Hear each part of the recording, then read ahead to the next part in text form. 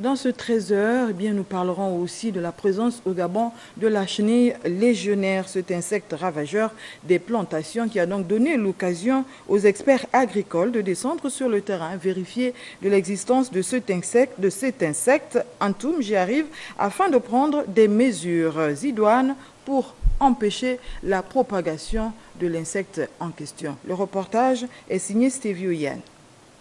Les experts dans le domaine de l'agriculture ont pu, au cours des ateliers, s'informer de l'existence et surtout des dégâts que peuvent causer la chenille légionnaire d'automne.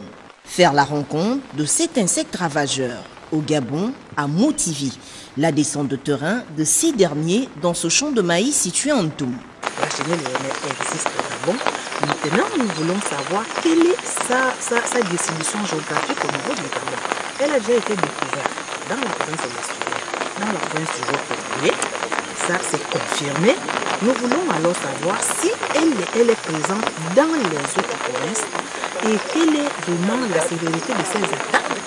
Ce n'est qu'après cela qu'on pourra prendre des mesures de contrôle pour voir qu'est-ce qu'il y a lieu de faire pour endiguer sa dispersion sur l'ensemble du territoire. Ce nouvel ennemi de l'agriculteur, découvert dans notre pays en 2017, revêt un caractère dangereux, en ce sens qu'il ralentit les productions agricoles de maïs, de riz et bien d'autres céréales.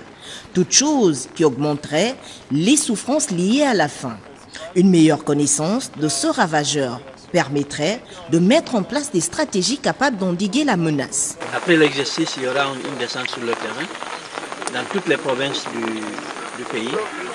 Et à ce niveau-là, ils vont maintenant mettre en pratique toutes les techniques qui ont été appliquées sur le terrain ici à Antoum. La légionnaire d'automne est un insecte originaire des régions tropicales et subtropicales des Amériques.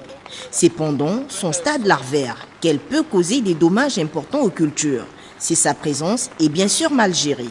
Elle s'attaque de préférence au maïs et peut se nourrir de plus de 80 espèces de plantes, notamment le riz, la canne à sucre et bien d'autres.